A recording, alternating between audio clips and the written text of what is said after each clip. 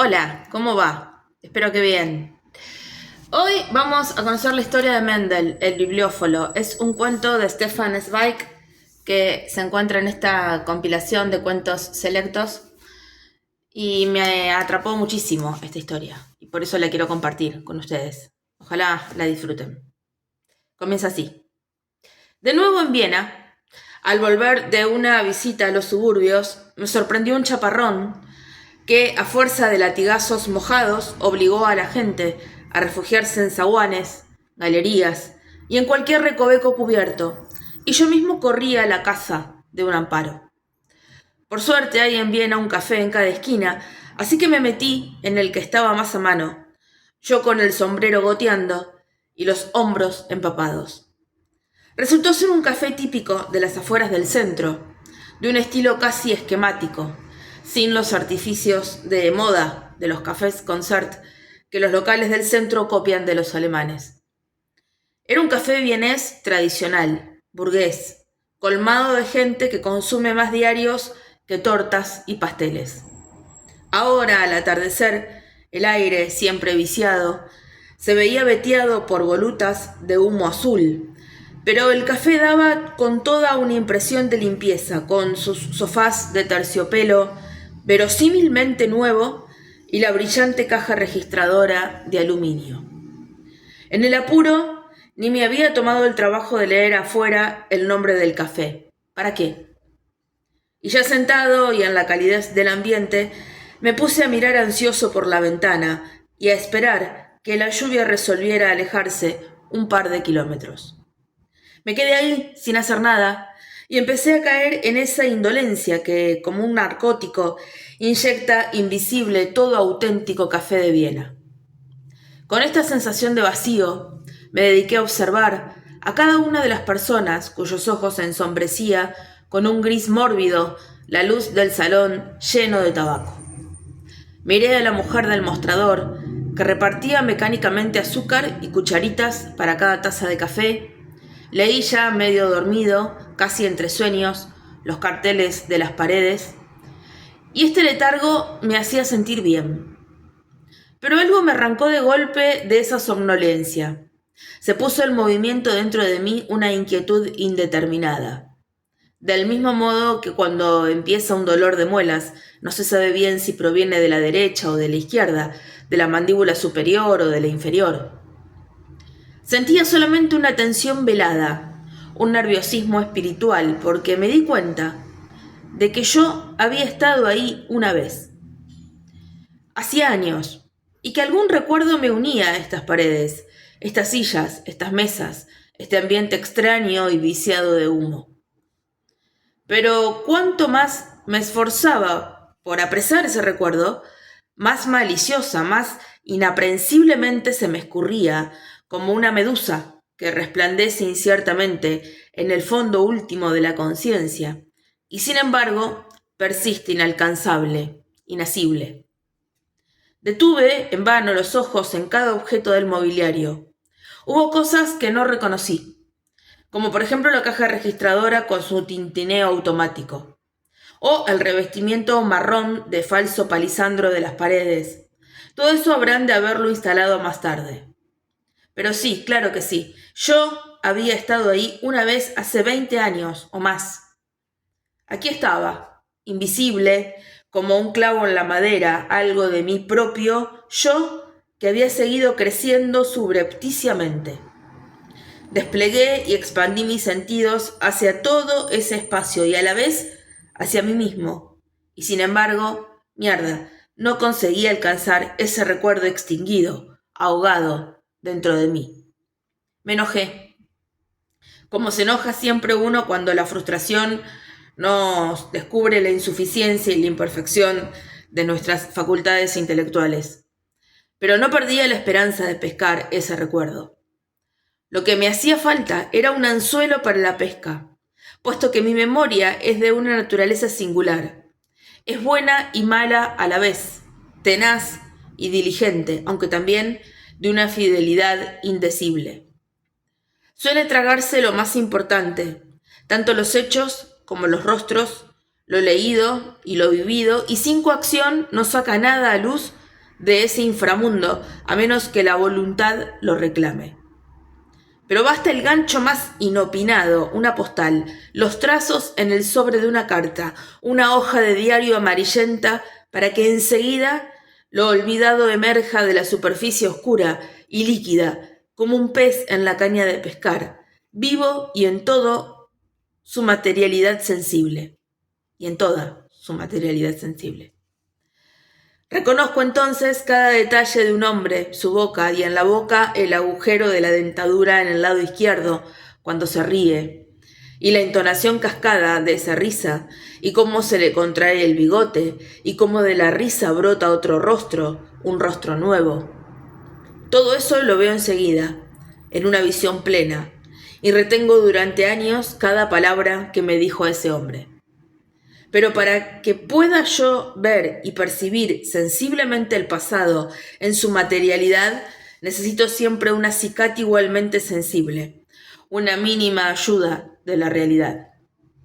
Así que cerré los ojos para pensar más concentradamente, para darle forma a ese anzuelo secreto y agarrarlo. Pero nada. Una y otra vez, nada. Y estaba ya tan exasperado con los deficientes y voluntariosos engranajes de mi memoria, ese mecanismo incrustado entre las sienes, que me daban ganas de golpearme la cabeza con los puños, con la misma fuerza con la que se sacude una máquina maniada que se queda con lo nuestro. No podía quedarme sentado. Este fracaso interior me puso en movimiento y me levanté para desahogar la rabia. Pero, cosa rara, recién dados los primeros pasos por el local, despuntó dentro de mí el primer amanecer, la fosforescencia del alba. Recordé que a la derecha de la caja debía estar la entrada de una habitación sin ventanas, con luz artificial. Y así era, realmente. Ahí estaba, con otro empapelado, aunque con las mismas proporciones. Esa trastienda cuadrada de contornos imprecisos, la sala de juegos. Miré instintivamente los objetos que poblaban el recinto. Los nervios me vibraban ya de alegría. Sentía que de un momento a otro lo sabría todo. Había 2 mesas de billar ociosas, silentes, ciénagas verdosas, y en los ángulos varias mesitas, en una de las cuales 2 consejeros de la corte o profesores jugaban al ajedrez. Y en el rincón, pegada a la estufa de hierro, allí por donde se iba a la cabina telefónica, había otra mesita cuadrada. Y de pronto fue como si me partiera un rayo. Lo supe enseguida en el acto y me sacudió el ardor de la alegría. Dios mío, ese era el lugar de Mendel, de Jacob Mendel, como lo llamábamos, de Mendel, el loco de los libros, el bibliófilo, y 20 años después estaba yo de nuevo en su cuartel general, el Café Gluck. Jacob Mendel. ¿Cómo pude olvidarme durante tanto tiempo de ese hombre extrañísimo, legendario, de ese prodigio mundial sin precedentes, famoso en la universidad y en un círculo muy estrecho y muy devoto?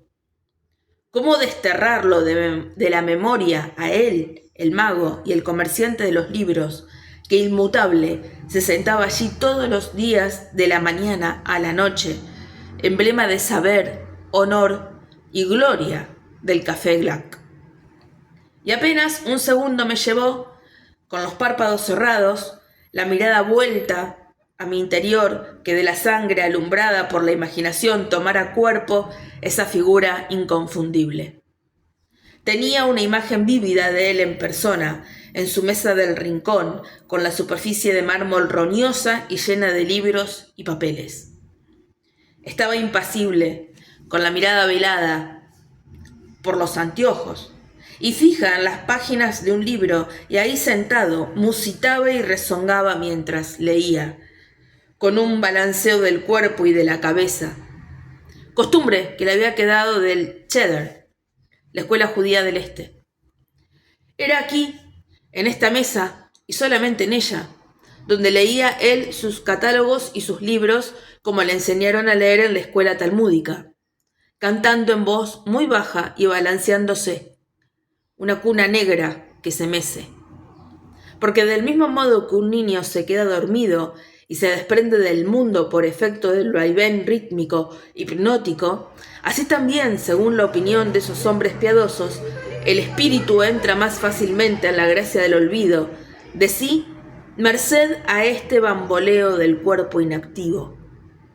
Y en verdad, Jacob Mendel no veía ni oía nada de lo que pasaba alrededor suyo. Muy cerca de él, quienes jugaban al billar hacían ruido y hablaban a los gritos. Corrían los marcadores con las puntuaciones, sonaba el teléfono, barrían además el piso, encendían la estufa. Él no se daba cuenta de nada. Una vez saltaron de la estufa unas brasas a 2 pasos de él. Salía humo del parqué y por el olor infernal un cliente notó el peligro y corrió a apagar el principio de incendio. Pero él, Jacob Mendel, a 5 centímetros y envuelto en la humareda, nunca se enteró.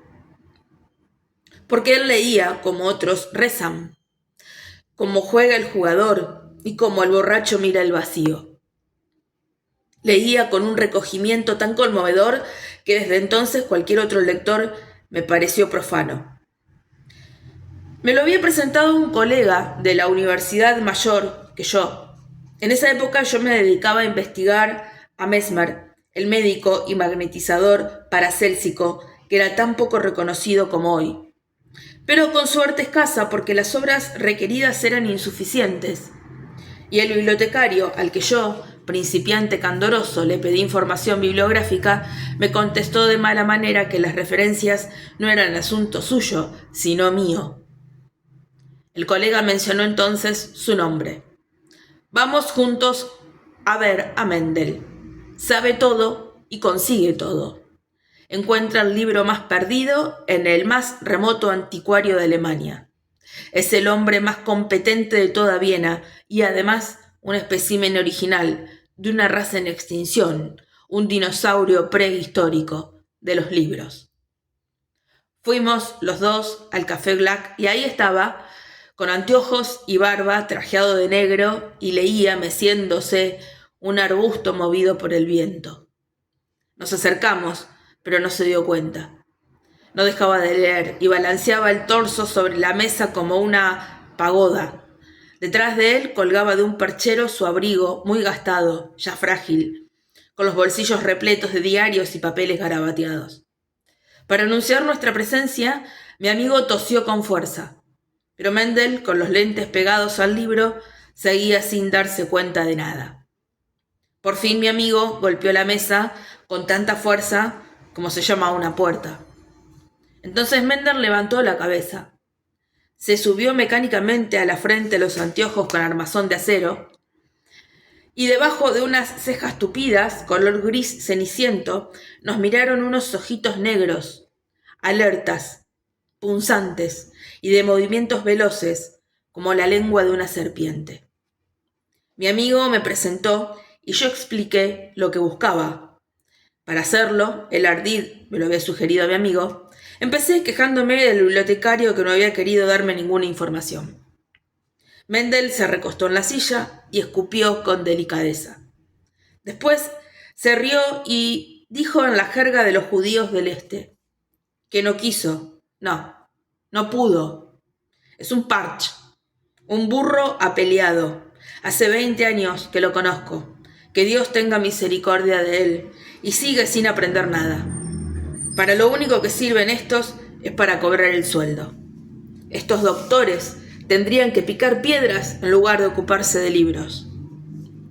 Con esta potente efusión se rompió el hielo y un ademán amable de la mano me invitó a sentarme a esa mesa cuadrada de mármol, abarrotada de papeles y anotaciones, ese altar de revelaciones bibliófilas que yo todavía ignoraba. Le expliqué rápidamente lo que quería. Obras sobre magnetismo contemporáneas de Mesmer y las polémicas posteriores a favor y en contra de Mesmer. Cuando terminé de hablar, Mendel entrecerró el ojo izquierdo. Era un francotirador antes del disparo. Pero ese gesto de concentrada atención no duró más de un segundo y enseguida, como si estuviera leyendo un catálogo invisible, enumeró sin interrupción 2 o 3 docenas de libros, cada uno con el lugar de publicación, el año y el precio aproximado. Quedé perplejo. Aunque estaba en cierto modo preparado, no esperaba algo así. Sin embargo, mi perplejidad pareció caerle bien porque siguió tocando en el teclado de su memoria las variaciones bibliográficas más sorprendentes sobre mi tema. Me preguntó si quería también saber algo acerca de sonambulismo, de los primeros experimentos de hipnosis. Desfilaron de nuevo los nombres, los títulos, las descripciones. Entendí, en ese momento y no antes, el singularísimo milagro de la memoria que había encontrado en Jacob Mendel. Era en realidad una enciclopedia, un catálogo universal de 2 patas. Aturdido, miraba yo ese fenómeno bibliográfico embutido en la envoltura tan poco vistosa e incluso algo mugrienta de un librero de Galicia, que tras haberme tirado en la cara más de 80 nombres, aparentemente desinteresado pero satisfecho íntimamente con la carta que había jugado, se puso a limpiar los lentes con un pañuelo que habría sido alguna vez blanco. Para disimular mi admiración, le pregunté tímidamente cuál de todos esos libros podría conseguirme. Bueno, vamos a ver qué se puede hacer, dijo en un gruñido. Vuelva mañana. Mendel le va a conseguir algo y lo que no se encuentre se encontrará en otra parte. Cuando uno tiene Seychelles, tiene también suerte. Le di las gracias con la mayor cortesía y por pura cortesía cometí una estupidez. Le sugerí que podía yo anotarle en un papel los títulos de los libros que me interesaban. Mi amigo me dio un codazo para llamarme la atención. Pero ya era tarde. Mendel me había dirigido la mirada. ¿Y qué mirada? Una mirada triunfadora y ofendida a la vez, burlona y superior, una mirada casi regia, la mirada shakespeariana de Macbeth. Se rió con una risa corta. La nuez de Adán le bailaba en la garganta como si se hubiera atragantado con una palabra grosera.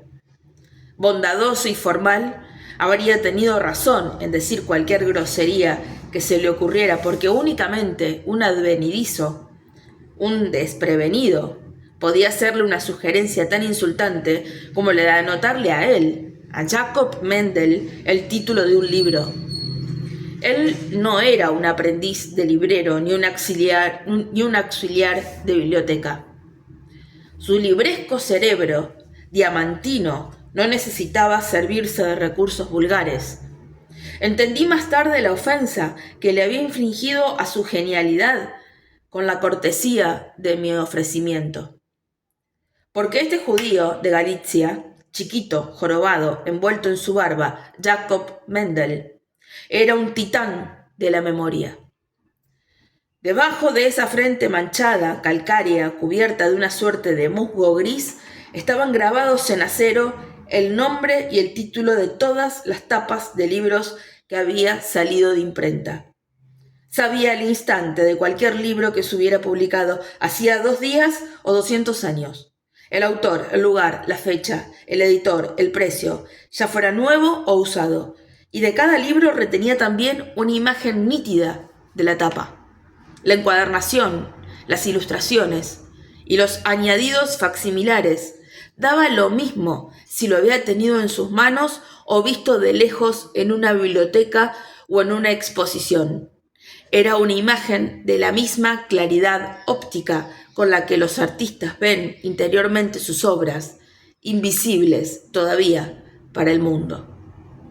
Cuando en el catálogo de un anticuario de Ratisbona le ofrecieron un libro por 6 marcos, recordó que ese mismo libro se había vendido hacía 2 años en una subasta en Viena por 4 coronas y recordaba además al comprador. No, Jacob Mendel no olvidó jamás ni un título ni una cifra. Conocía cada planta, cada infusorio, cada estrella en el cosmos, siempre agitado del universo de los libros. De cada tema sabía más que los especialistas. Dominaba las bibliotecas mejor que los bibliotecarios. Conocía de memoria los fondos editoriales de las casas editoras mejor que los propios dueños. Él no tenía a disposición fichas ni recibos. Contaba únicamente con la magia del recuerdo, con esa memoria incomparable. Una memoria así, tan demoníacamente infalible, puede solo formarse y educarse gracias al secreto eterno de toda perfección, la concentración. Fuera de los libros, este hombre extraordinario no sabía nada del mundo. Todos los fenómenos de la existencia se volvían reales para él cuando se fundían en letras, cuando se los reunía en un libro y quedaban en cierto modo esterilizados.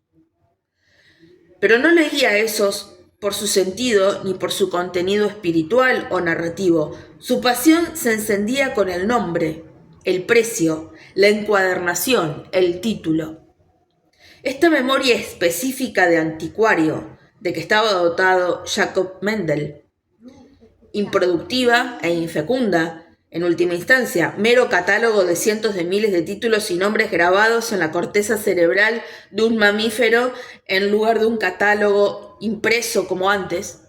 Esa memoria, en su perfección única, era sin embargo un fenómeno no inferior que el de Napoleón para la fisonomía, el de Mesofanti para los idiomas, el de Lasker para el ajedrez o el de Busoni para la música.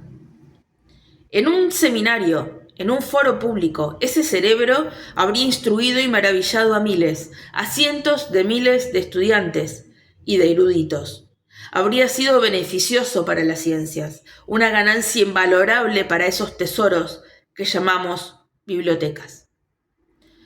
Pero este mundo superior estuvo siempre vedado para él. El inculto librero de viejo de Galicia, que no había ido más allá de la escuela talmúdica. De modo que esas aptitudes fantásticas no podían desplegarse más que en la mesa de mármol del Café Black. Pero si aparece alguna vez el gran psicólogo, tarea que falta en nuestro mundo intelectual, que con la misma diligencia y empeño con que Buffon ordenó y clasificó las diferentes especies de animales, describa aisladamente las variedades, tipos y formas originarias de ese poder mágico que llamamos memoria, tendrían entonces que evocar a Jacob Mendel, este genio de los precios y los títulos, este maestro anónimo de la ciencia anticuaria. En cuanto a su oficio, y para los ignorantes, Jacob Mendel no era más que un librero insignificante con la inclinación al regateo. Todos los domingos se publicaban los mismos avisos protocolares. Compro libros viejos, pago el mejor precio, en el día, Mendel. Y un número de teléfono que era en realidad el del Café Black. Revolvían depósitos y mercados con un ayudante de barba imperial y arrastraba cada semana el nuevo botín al cuartel general y después lo sacaba de nuevo porque no tenía habilitación para comprar y vender libros. Se limitaba al regateo y al tráfico hormiga, mucho menos rentable. Los estudiantes le vendían los libros de texto, que de sus manos pasaban en la reventa a quienes empezaban el curso de ese año. Y por un recargo mínimo se ocupaba de conseguir cualquier obra que le pidiera. Con él, toda consulta era barata. El dinero no tenía lugar en su mundo. Nunca se lo había visto con otro atuendo que su abrigo gastadísimo, tomando mañana, tarde y noche su leche con 2 panes y al mediodía un tentempié que le traían de la hostería. No fumaba, no jugaba, y se habría dicho que casi no vivía. Vivían solamente sus ojos detrás de los anteojos que alimentaban con palabras, títulos y nombres el cerebro de este ser enigmático. Y la masa blanda y fértil absorbía con avidez esta abundancia como un campo absorbe las gotas de lluvia. Los hombres no le interesaban, y es probable que de todas las pasiones humanas no conociera más que una, la más humana, la vanidad. Si alguien iba a verlo para buscar alguna información y él podía ofrecérsela de entrada, ya esto era satisfacción suficiente, placer suficiente. Y acaso también el hecho de que en Viena y en el extranjero hubiera un par de docenas de personas que necesitaban y respetaban sus conocimientos. En cada uno de estos conglomerados inconexos, integrados por millones, que denominamos grandes ciudades, hay siempre diseminadas en unos pocos puntos facetas minúsculas que reflejan en superficies diminutas uno y el mismo universo, invisible para la mayoría, precioso solo para el iniciado, el hermano en la pasión. Y los iniciados en los libros conocían todos a Jacob Mendel. Así como cuando se buscaba consejo acerca de una partitura, se dirigía uno a Eusebius en la Sociedad de Amigos de la Música, que sentado ahí con su gorrita gris, rodeado de archivos y papeles pentagramados, resolvía con una sonrisa el problema más difícil. Así como hoy, cuando cualquiera que necesite datos acerca del teatro y la cultura, acude inexorablemente al omnisciente padre Glossi. Así también, el par de bibliófilos vieneses ortodoxos peregrinaban con naturalidad y confianza al Café Black de Jacob Mendel, cuando tenían un hueso duro de roer. Observar a Mendel en una consulta semejante me deparó un placer de tipo muy particular. Mientras que, por lo general, cuando se le mostraba un libro menor, cerraba la tapa desdeñosamente y murmuraba 2 coronas, ante cualquier rareza o ejemplar único, se inclinaba hacia atrás con respeto, ponía debajo una hoja de papel, y en momentos como esos se notaba que le daban vergüenza a las uñas roñosas y los dedos manchados de tinta. Después, con ternura y delicadeza extremas, empezaba a hojear el libro, página por página, en actitud reverencial. Nadie podía molestarlo, como tampoco nadie puede interrumpir a un verdadero creyente en oración, y en cierto modo esa manera de contemplar, de tocar, de oler y de ponderar, todas estas acciones tenían algo de ceremonia, algo de la secuencia regulada de la liturgia. Este hombre encorvado se balanceaba hacia adelante y hacia atrás, rezongaba, hablaba para sí mismo. Se pasaba la mano por el pelo y seguían los sonidos roncos que podían tornarse un poco más agudos en un A o en un O, que se estiraba en un glissando de admiración, pero también en un ay, aterrorizado cuando faltaba una página o cuando los hongos o los insectos habían carcomido el papel. Finalmente acunaba en la mano el libraco y olfateaba el cuadrado, con los ojos entrecerrados, no menos emocionado que una chica sensiblera que huele un nardo. El propietario del ejemplar tenía que ser paciente mientras duraba el procedimiento.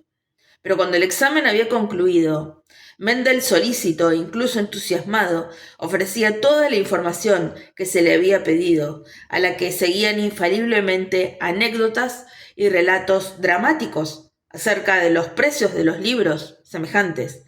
Parecía en esos trances, que duraban segundos, volverse más brillante, más joven, más vivo que nunca. Y había una sola cosa que conseguía exasperarlo sin límites. Era cuando un advenedizo le ofrecía un pago por la tasación.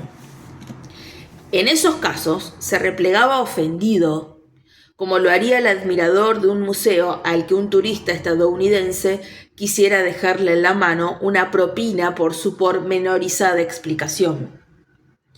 Porque tener en las manos un libro precioso era para Mendel lo que para otros es tener en los brazos a una mujer. Esos instantes eran sus noches de amor platónicas. Únicamente el libro, jamás el dinero, ejercía poder sobre él. Grandes coleccionistas, entre ellos el fundador de la Universidad de Princeton, intentaron sin éxito conquistarlo como asesor de bibliotecas. Jacob Mendel desestimó la oferta. No podía imaginarse en otro lugar que no fuera el Café Black. 3 décadas atrás, todavía con barba suave y rulos en las sienes, un muchacho joven, petizo y encorvado, había llegado a Viena desde el este para entrar en el rabinato, pero pronto abandonó al duro Dios único Jehová para entregarse al radiante y multiforme politeísmo de los libros. Fue entonces cuando descubrió el Café Black. Y poco a poco se convirtió en su oficina, en su taller, en su cuartel general, en su mundo. Igual que un astrólogo aislado en su observatorio mira todas las noches por la rendija del telescopio la miríada de astros, su curso misterioso, su confusión móvil, su extensión y su destello, Jacob Mendel observaba a través de sus lentes y desde esa mesa cuadrada ese otro universo de los libros que también rota eternamente un mundo arriba de nuestro mundo. Obviamente era muy respetado en el Café Black, la fama de cuyo nombre estaba para nosotros más unida a su cátedra invisible que el padrinazgo del ilustre músico, el compositor de Alceste, Christoph Willibald Gluck. Formaba parte del inventario, lo mismo que la caja registradora de madera de cerezo, las mesas de billar con el paño agujereado y la cafetera de cobre. Y su mesa estaba protegida como un santuario. Y esto porque se instaba amablemente a los numerosos clientes y curiosos que iban a verlo a que hicieran alguna consumición, y por lo tanto gran parte de los beneficios de sus conocimientos terminaban en el monedero de cuero de Deubler, el jefe de los mozos. A cambio, Mendel gozaba de muchos privilegios. Podía usar gratis el teléfono, recibían su correspondencia y le hacían trámites. La mujer encargada de la limpieza del baño le cepillaba el abrigo, le cosía los botones y le lavaba una vez por semana una muda de ropa. Solo a él le traían el almuerzo de la hostería de al lado y su dueño, el señor Steinhardt, pasaba todas las mañanas a saludarlo por su mesa. La mayoría de las veces sin que Jacob Mendel, hundido en los libros, se diera cuenta. Entraba a las 7:30 de la mañana y se iba del local cuando se apagaban las luces. No hablaba con ningún cliente ni leía los diarios. No se percataba de ninguna reforma, de ningún cambio. Y cuando Steinhardt le preguntó una vez si no leía mejor ahora con la luz eléctrica que antes con el resplandor trémulo de las lámparas, él levantó la cabeza y observó sorprendido las bombitas. Ni se había dado por enterado del cambio, aun a pesar de los martillazos de la instalación, que duró varios días. Era por los orificios redondos de los anteojos, por esas 2 lentes brillantes y sedientas, por donde se filtraban en su cerebro los miles de infusorios negros de las letras de molde. Todo lo demás transcurrió como un ruido vacío. En verdad, había pasado más de 30 años, es decir, todos los años de vida consciente, leyendo, comparando, calculando en esta mesita cuadrada, en una ensoñación diurna que solo interrumpía el sueño. Por eso tuve un sobresalto de terror cuando vi despuntar en el salón la mesa de mármol oracular de Jacob Mendel, pero vacía como una lápida. Era ahora, ya más viejo, que entendía yo cuánto es lo que se apaga con los hombres así. Sobre todo porque todo aquello que es lo único se vuelve valioso, como una joya en un mundo que tiende cada vez más a la uniformidad. Y además, el joven inexperto que fui, impelido por un oscuro presentimiento, había querido mucho a Jacob Mendel. Por él había descubierto el gran secreto de que todo lo que pueda haber de único y de poderoso en nuestra existencia proviene de la síntesis interior, de una monomanía sublime y santamente afín a la locura. Que una vida pura en el espíritu, la completa abstracción de una idea única, que esto pueda suceder todavía hoy, una renuncia a sí mismo no menor que la del yogi indio, o la del monje medieval en su celda, y que esto pase en un café, alumbrado con luz eléctrica y al lado de una cabina de teléfono. Este ejemplo lo recibí yo antes que de cualquiera de los poetas contemporáneos de este ínfimo librero de viejo. Y sin embargo, me había olvidado de él, aunque es cierto que eran años de guerra, y me había dedicado a mi obra con una abnegación semejante a la suya. Pero ahora, frente a la mesa vacía, tuve vergüenza ante él, y al mismo tiempo una curiosidad renovada. ¿Por qué? ¿Por qué? ¿A dónde se había ido? ¿Qué le había pasado? Llamé al mozo y le pregunté. No, lamentablemente no conozco a ningún Mendel, nadie de ese nombre es habitué del café. Pero podía ser el jefe de los mozos, quizás supiera algo. El jefe adelantó, su panza enorme, dudó, pensó. No, él tampoco conocía a ningún Mendel, aunque tal vez yo estuviera refiriéndome a Mandl, el señor Mandl de la mercería. Me subió a los labios un sabor amargo, el sabor de la transitoriedad. ¿De qué sirve vivir si el viento nos pisa los talones y borra nuestras últimas huellas? A lo largo de 30 años, acaso incluso 40, un hombre había respirado, leído, pensado y hablado entre estas 4 paredes, y pasados 3, 4 años, venía un nuevo faraón y ya no se sabía nada más de José. Y en el Café Black ya no se sabía nada más de Jacob Mendel, el bibliófilo. Casi furioso le pregunté al jefe de los mozos si podía hablar con Standhartner o con algún otro de esa época. Dios mío, hace tiempo que Standhartner vendió el café y él ya murió. El viejo jefe de mozos vive en una casita cerca de Krems. No, ya no queda nadie. ¿O sí? Sí, la señora Sporchill, la encargada de la limpieza del baño, conocida vulgarmente como la dama del chocolate. Pero evidentemente era imposible que se acordara de cada cliente. Pensé, nadie se olvida de Jacob Mendel, y pedí que la llamaran. Canosa, desalineada, la señora Sporchill vino con un paso hidropésico de sus aposentos del fondo y se frotó con un trapo las manos congestionadas. Evidentemente había baldeado hace un momento su habitación o limpiado las ventanas.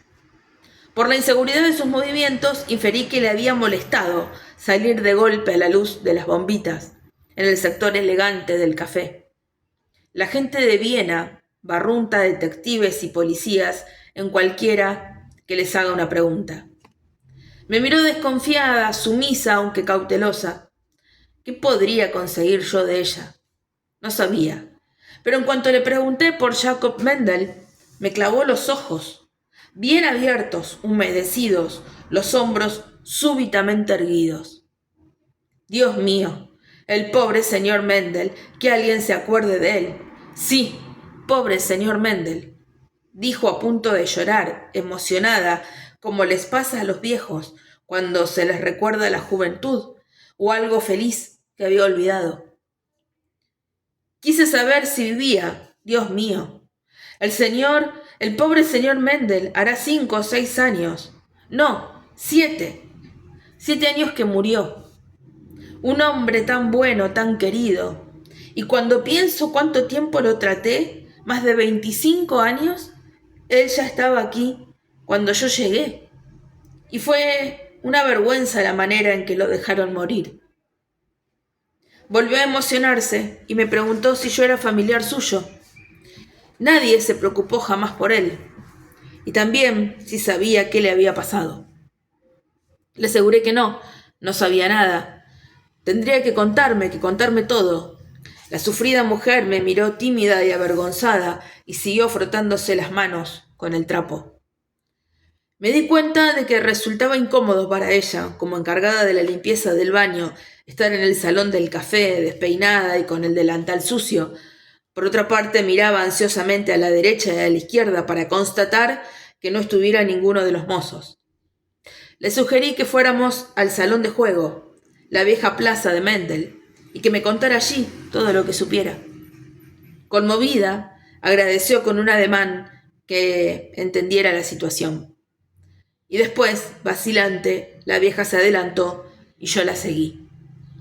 Los dos mozos nos miraron un poco desconcertados. Notaron que había alguna rara unión entre nosotros y también a algunos clientes. Les llamó la atención la desigual pareja que hacíamos. Y fue ahí, en su mesa, donde me habló de Jacob Mendel, aunque más tarde añadió otros detalles, y del hundimiento de Mendel. Sí, comenzó, incluso con la guerra ya empezada, siguió viniendo todos los días, a las 7:30 de la mañana. Y se sentaba aquí como siempre y se pasaba el día estudiando. Sí, todos tenían la sensación y lo comentaban de que ni siquiera estaba enterado de que había guerra.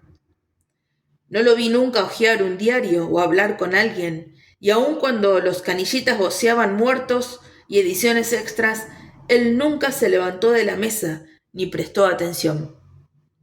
Tampoco se dio cuenta de la ausencia de Franz, el mozo, y no sabía que habían tomado prisionero a Presimils, el hijo de Stanharner. Ni dijo una palabra de que el pan fuera cada vez más duro y que en lugar de leche le sirvieran un paupérrimo café de higos.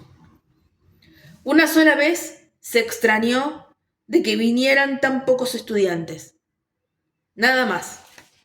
Dios mío, el pobre hombre fuera de sus libros. No había nada que lo alegrara ni lo entristeciera. Pero un día sobrevino la desgracia. A las 11 de la mañana de un día despejado, diáfano, llegó un oficial con un miembro de la policía secreta que mostró la insignia en el ojal y preguntó si venía por aquí un tal Jacob Mendel. Fueron después a la mesa de Mendel y él pensó, sin rastro de sospecha, que querían vender libros o hacerle alguna consulta sobre libros. Sin embargo, lo exhortaron a que los acompañara y se los llevaron. Fue una deshonra para el café. Todo el mundo del café, el mundo chiquito del café, rodeó a Mendel, que con los anteojos en la frente miraba a uno y al otro y no sabía qué querían de él. Ella les había hecho notar que seguramente estaban equivocados porque un hombre como Mendel era incapaz de matar una mosca, pero el tipo de la policía secreta le había dicho que no se metiera en asuntos ajenos. Se lo llevaron y no lo vieron más por un buen tiempo. 2 años. La mujer seguía sin saber qué querían sacar de él. Le juro, decía la vieja, es imposible que el señor Mendel hiciera nada malo. Es un error. Pongo las manos en el fuego. Fue un crimen contra un crimen. Esta buena mujer, la señora Sporchill, tenía razón. Era verdad que nuestro buen amigo Jacob Mendel no había cometido ningún delito. Pero, me enteré después de los detalles, había incurrido en una tontería furibunda, improbable aún en ese tiempo demencial, y que admite como sola justificación su ensimismamiento radical, es decir, que vivía en la luna. Lo que pasó fue lo siguiente. Un día, en la oficina militar de censura, encargada de inspeccionar la correspondencia con el extranjero, se interceptó una postal escrita y firmada por un tal Jacob Mendel, con el franqueo legal, pero, casi increíble, enviada a un país enemigo.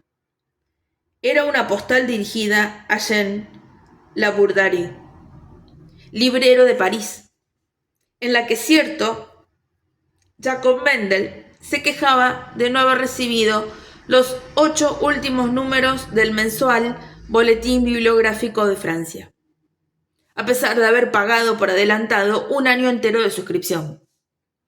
El censor, un empleado subalterno, profesor de colegio secundario y romanista aficionado, al que de un día para otro le pusieron un uniforme azul, quedó sorprendido cuando el escrito cayó en sus manos.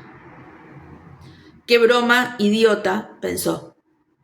Entre las 2000 cartas que examinaba semanalmente, en busca de frases dudosas y giros sospechosos de espionaje, no se había topado nunca con un hecho tan absurdo como el de que alguien mandara de Austria a Francia una carta, que alguien metiera en el buzón una postal al enemigo, como si desde 1914 la frontera no estuviera erizada de alambres de púa y como si cada día de Dios Francia, Alemania, Austria o Rusia no redujeran mutuamente sus poblaciones masculinas en un par de miles de hombres. Al principio guardó la postal en un cajón del escritorio, como mera curiosidad, sin informar nada de semejante absurdo. Pero unas semanas después llegó otra postal del mismo Jacob Mendel al librero John Aldrich de Londres, Holborn Square, en la que preguntaba si podrían conseguirle los últimos números de Antiquarian. La firmaba ese curioso individuo, Jacob Mendel, que con desarmante ingenuidad consignaba su dirección completa. Ahora el profesor de colegio, el uniforme empezaba a quedarle incómodo. ¿Se escondía algún mensaje cifrado detrás de la broma? En cualquier caso se puso de pie. Hizo sonar los tacos a modo de saludo y puso las cartas en el escritorio del mayor. El mayor levantó indiferente los hombros. ¡Qué cosa rara! Avisó a la policía que un hombre que en primer lugar averiguasen si el tal Jacob Mendel existía.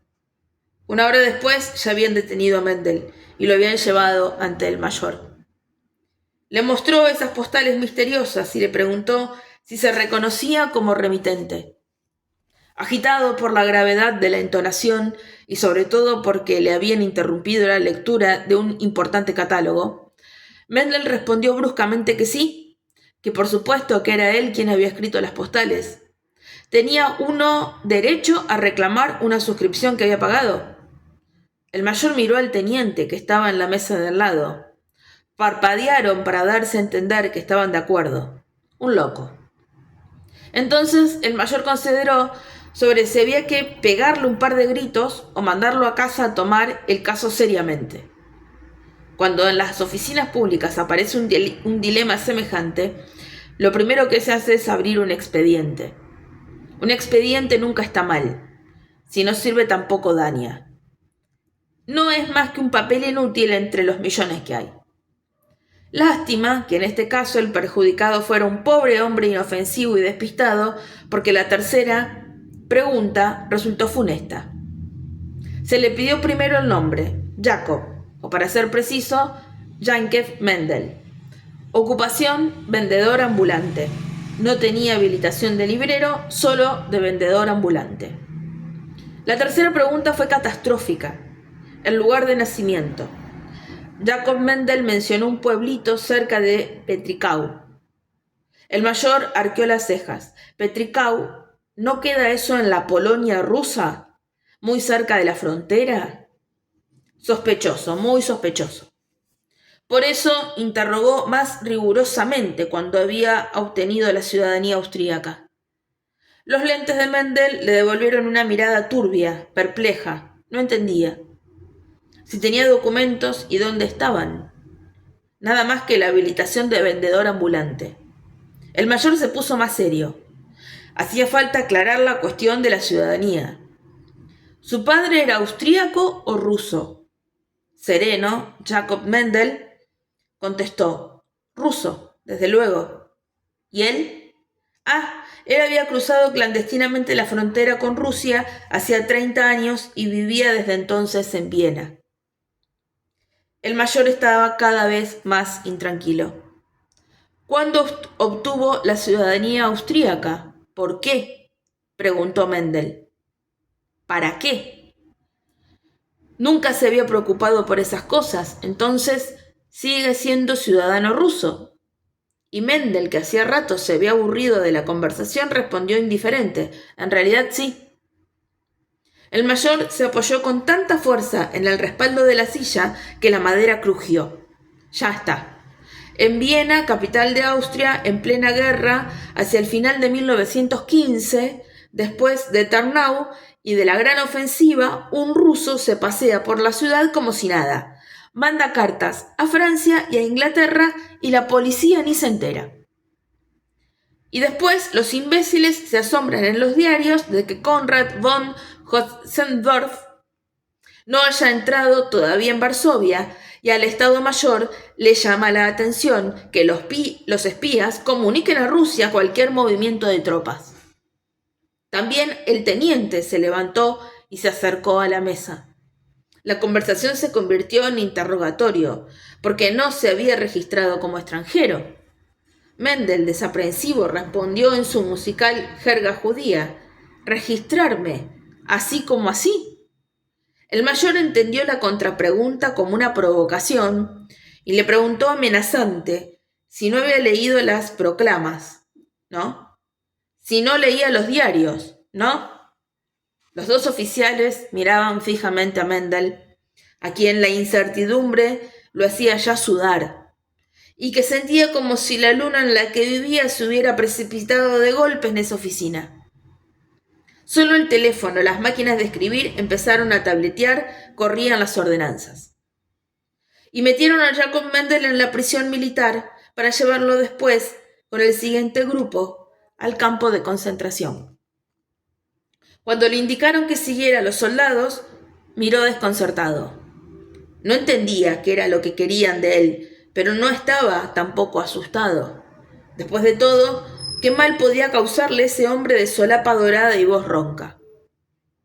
En su orbe superior de libros no había guerras ni malentendidos. Lo único que había era el conocimiento eterno y la aspiración interminable de acumular cifras y palabras, títulos y nombres propios. Así que bajó de buen ánimo las escaleras entre los dos soldados, se enfureció y empezó a dar golpes contra las paredes cuando lo privaron de los libros que llevaba en los bolsillos y de la billetera, donde tenía notas y direcciones.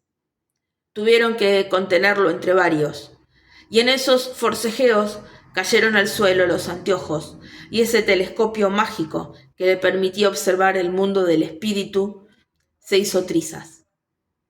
2 días más tarde, con un saco de tela fina por único abrigo, lo trasladaron al campo de concentración cerca de Komorn para prisioneros civiles rusos. Del horror espiritual que habrá padecido Mendel en esos 2 años, sin libros, sin dinero, entre gente indiferente, soez y por lo general analfabeta, de lo que habrá sufrido ahí, alejado del mundo impar y superior de los libros, un águila con las águilas cortadas. De eso no quedaron testimonios.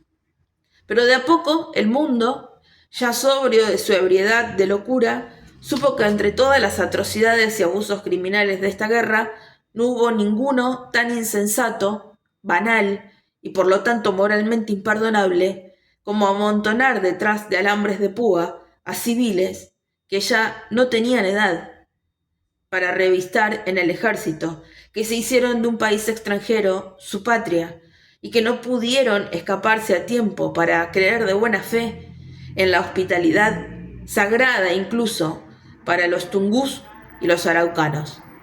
Un crimen irrazonable contra la civilización cometido en Francia, Alemania, Inglaterra, en cada rincón de nuestra Europa desquiciada. ¿Y acaso Jacob Mendel, como otros cientos de inocentes en ese redil, se habría hundido en la locura o habría muerto de disentería, de extenuación, si una casualidad auténticamente austríaca no lo hubiera devuelto a su mundo? Tras su reclusión siguieron llegando cartas de clientes insignes. El conde Schönberg es gobernador de Estiria y fanático de las obras sobre heráldica. El antiguo decano de la Facultad de Teología de Seinfeld, que trabajaba en los comentarios de San Agustín. El almirante retirado Edler von Pisek, un octogenario que escribía sus memorias. Todos ellos, sus clientes más leales, le habían escrito varias veces a Jacob Mendel en el Café Blanc, y algunas de esas cartas fueron remitidas al recluso en el campo de concentración. Cayeron allí en manos del capitán, hombre de buenas intenciones que se sorprendió mucho de las ilustres relaciones que tenía ese judío chiquitito, medio ciego y sucio, que desde la rotura de sus lentes, no tenía dinero para encargar unos nuevos, era una especie de topo gris, siempre escondido. Cualquiera con esos amigos debía ser un hombre excepcional. Autorizó a Mendel a responder la correspondencia y a pedir la intercesión de sus protectores. La cosa no quedó ahí. Con la apasionada solidaridad de todos los coleccionistas, la excelencia y el decano usaron a fondo sus influencias y su acción coordinada permitió que Mendel pudiera volver a Viena. Tras 2 años de confinamiento con la condición de comparecer diariamente ante la policía. Pero como fuera pudo volver al mundo libre, a su mansarda, a sus queridas estanterías y sobre todo al Café Glack. La señora Sporchill me hizo un relato de la vuelta de Mendel al Café Glack después de su temporada en el inframundo infernal. Un día, por Jesús, por María, por José, no puedo creer lo que ven mis ojos. La puerta se abre, usted ya sabe cómo, una rendija nomás. Y el pobre señor Mendel entra al café, tropezando. Llevaba un abrigo militar raído y con varios remiendos, y en la cabeza algo que alguna vez habría sido un sombrero y una camisa sin cuello. Era una imagen de la muerte, gris el rostro, gris el pelo, tan flaco que daba lástima. Pero de todos modos entró decidido, sin hacer preguntas, como si no hubiera pasado nada.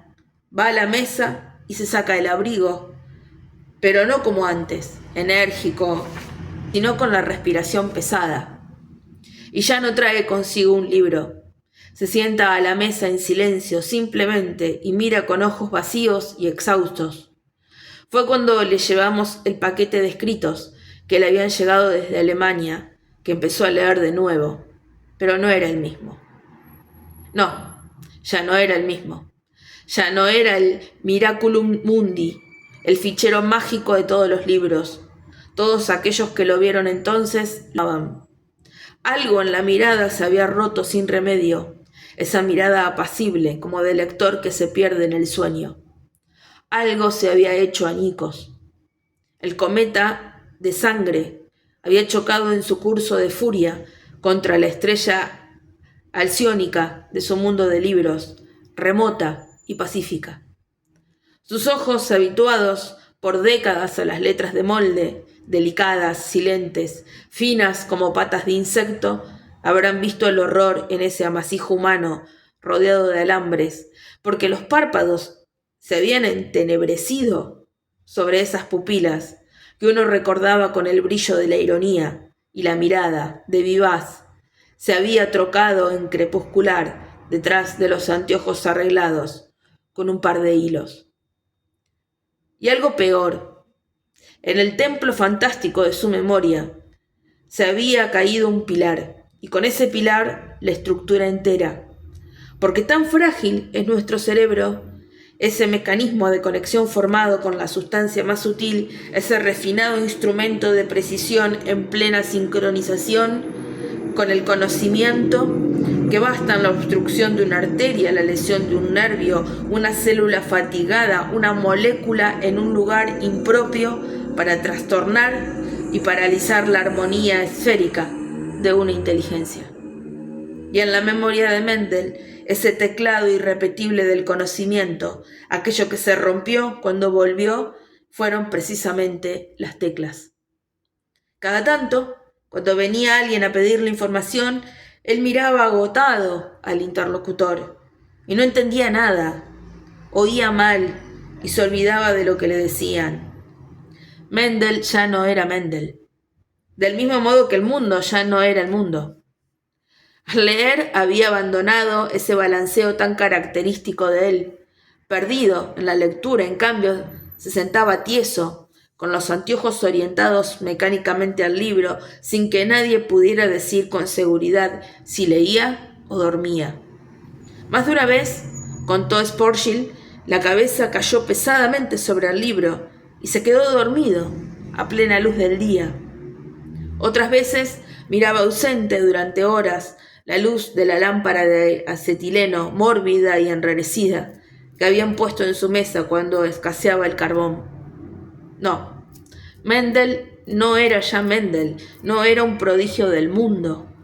Era un fardo inútil de barba y de ropa, que respiraba con dificultad, depositado en un sillón que supo ser pítico. No, ya no era un blasón para el café Glac, sino una deshonra, una mancha de grasa, un tipo hediondo, un parásito incómodo, innecesario.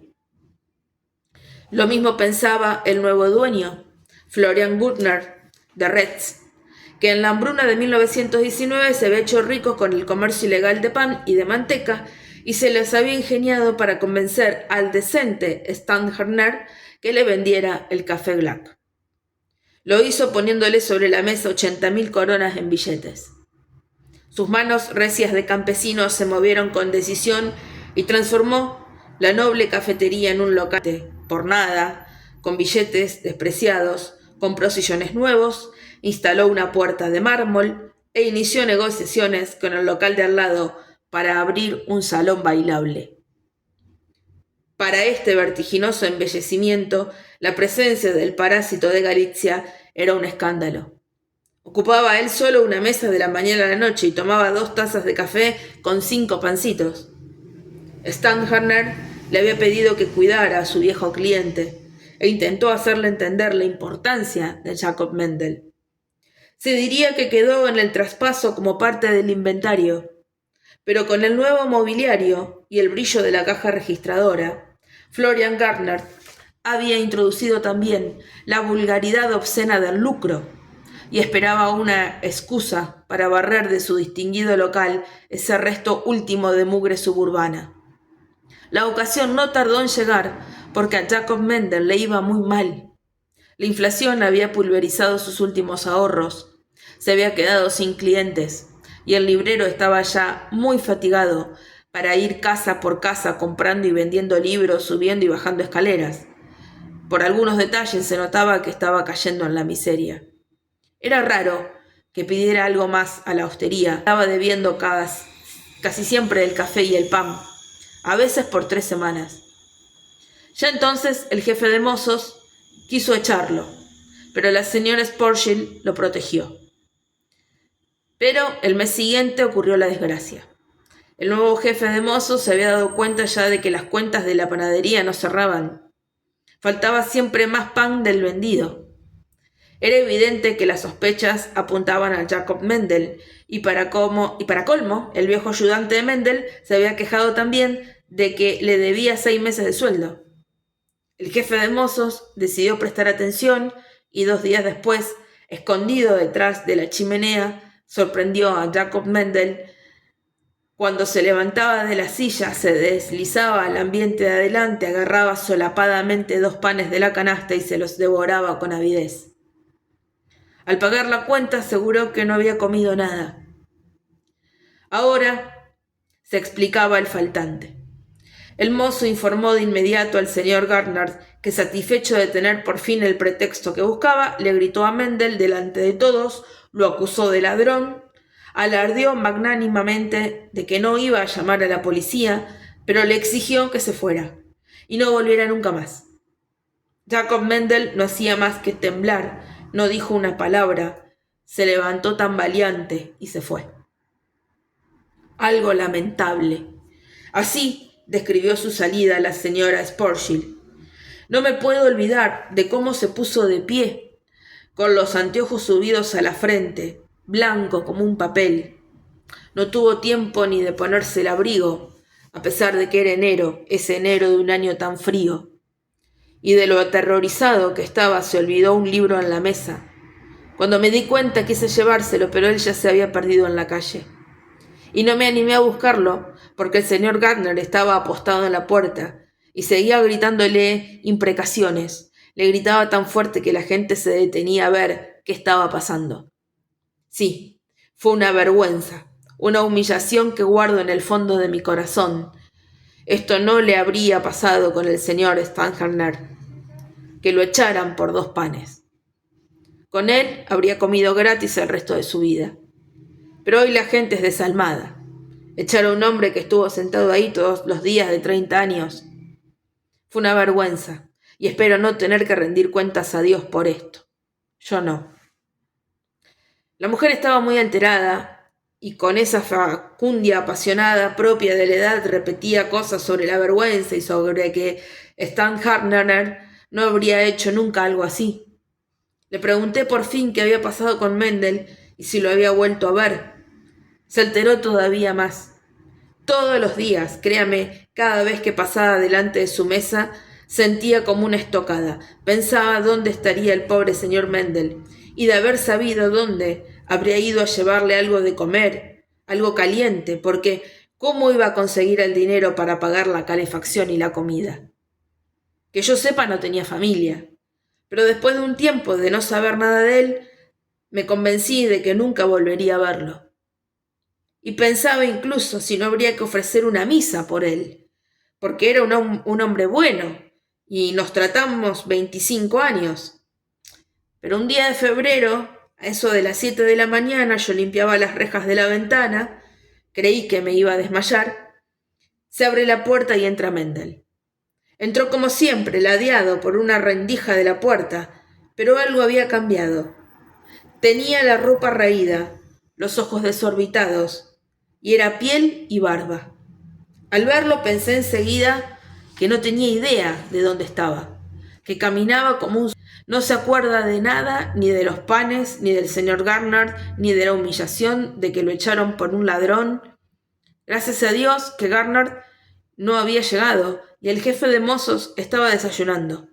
Me abalancé para explicarle que no podía quedarse, que había que evitar que lo echara de nuevo el roñoso ese, quiero decir, el señor Garnard. Me dirigí a él. Señor Mendel, lo que pasó entonces fue horrible. Pareció recordar todo, todo. Se puso a temblar como una hoja, pero no un simple temblor de manos. Tiritaba el cuerpo entero. Intentó alcanzar la puerta y se desplomó. Llamamos enseguida al servicio de emergencias y se lo llevaron con mucha fiebre.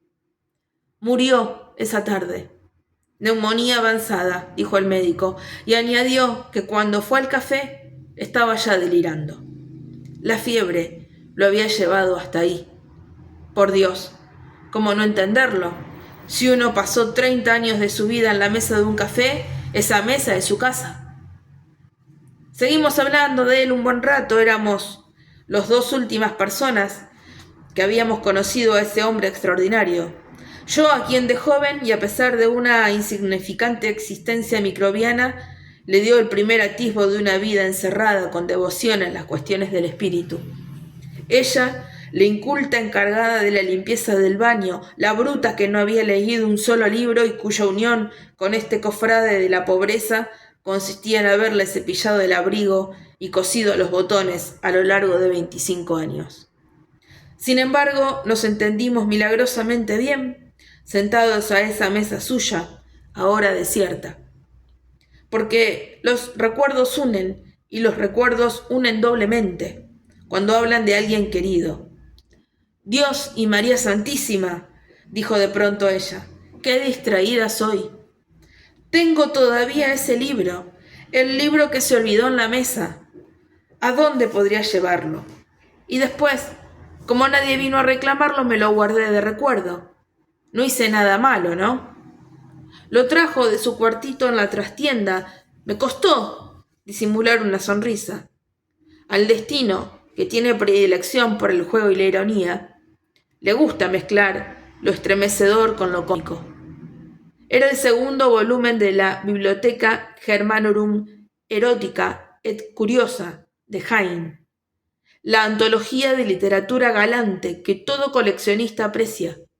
Justamente, ese compendio escabroso, legado último del difunto mago, había ido a parar a esas manos enrojecidas, resecas, ignorantes, que probablemente no tocaron nunca más que un devocionario.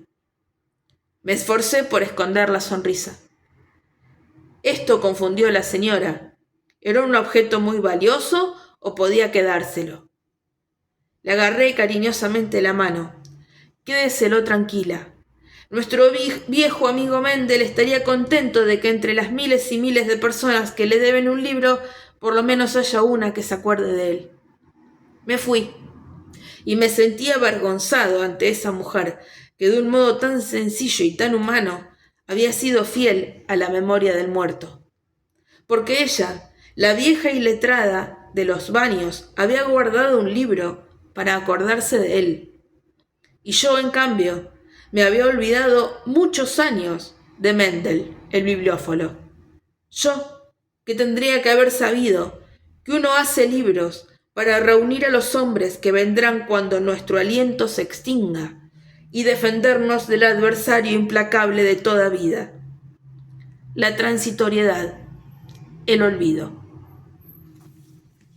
Mendel, el bibliófilo, de Stefan Zweig. Gracias. Hasta la próxima.